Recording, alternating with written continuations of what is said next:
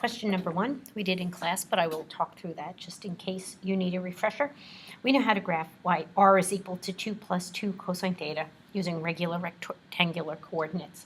And if I'm going to do this in polar form, I'm going to read off of this rectangular graph to have an idea of what's going on in the polar form. So for starters, I know when theta is equal to 0, the r value is 4. So we're facing due east, and our r value is 4. By the time we get to pi over 2, so when we're facing due north, r is going to be 2. And the other thing I know is that r is positive in this quadrant, so as I'm graphing through this, I'm swinging through this quadrant. I might also want to check something like pi over 4. And if I plug pi over 4 in for theta, well, what I know is that the cosine of pi over 4 is about 0.7. So this would give me, so at pi over 4, I'm going to have 2 plus 1.4, so about 3. So about 2 plus 1.4 is about 3.4. 1, 2, 3.4. So that's going to be sort of right out there. If I was going to test something in this quadrant, like let's say 5 pi over 4, what I know is that cosine is going to be the very same number it is for pi over 4, except it's going to be negative. So if I plug in 5 pi over 4 into this equation, I'm going to have 2 minus 1.7. So 1.4, which is about 0.6, so I'm going to have some small number. And then by the time I'm at pi radians, by the time I'm facing due west, my r is 0. By the time I get to 3 pi over 2, when I'm facing due south, my r value is again 2, so I have a point right there. And by the time I get to 2 pi, r is 4 again. And the other thing I know is that if I were to plug in a 7 pi over 4, it would give me the very same cosine as 5 pi over 4. So that over here, at 7 pi over 4, I know my r value is about 0.6. And at, that's 7 pi over 4 at, this is 3 pi over 4. This is 5 pi over 4. At 7 pi over 4, cosine of 7 pi over 4 is positive 0.7. So I'd have the same output r value as I would at pi over 4. So this again is a cardioid. D-O-I-D. I'm going to talk through question number 2, and this is interesting because it looks like r is negative. And because r is going to be negative, what I know is that I'm going to be graphing in the opposite quadrant, so that's a little bit of a challenge. I would like to know where r becomes negative, so I'm going to set this equation equal to 0, which gives me cosine of theta is negative 1/2, and I know that we're going to have solutions to that at 2 pi over 3 and at 4 pi over 3. So I'm going to put in some lines there. So that's 2 pi over 3. I'm going to say 4 pi over 3 is right over here. 2 pi over 3, 4 pi over 3. And what I know is, as theta goes, when theta is equal to 0, my r value is 3.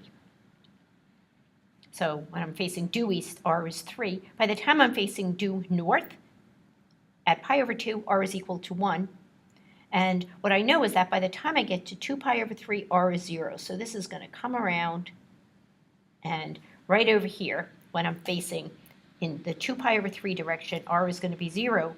The other thing I know is by the time I get to pi, by the time I'm facing due west, my r value is going to be negative 1. And then I'm going to use the symmetry again. My r is negative until I get to 4 pi over 3. So at 4 pi over 3, r is negative. At 4 pi over 3, r is 0. But then, by the time I reach 3 pi over 2, r is 1. So I'm facing due south. And my r value is 1. And by the time I get to 2 pi, r is up to 3 again. So this, as we said, is a limacon with an inner loop. A limacon with an inner loop. And let's explore a little more. Let's see what's happening with question 3. So here we have a huge, significant sinusoidal shift up, and our amplitude is only 2. So if I'm reading off this graph, I know r is never going to be negative, so this is pretty easy to graph. When theta is equal to 0, our output is 6, so r is 6. When theta is pi over 2, our output is up at 4. 1, 2, 3, 4. So I'm just approximating this. When theta is equal to pi, our output is 2. When theta is 3 pi over 2 and we're facing due south, our output is 4 again. And by the time we get back to 2 pi, theta is equal to 6 again. Now, I'm going to look at what's going on with my pi over 4s just to get an idea of what this looks like. So if I'm going to plug in pi over 4, this is going to give me r is 4 plus cosine 2 times cosine of pi over 4.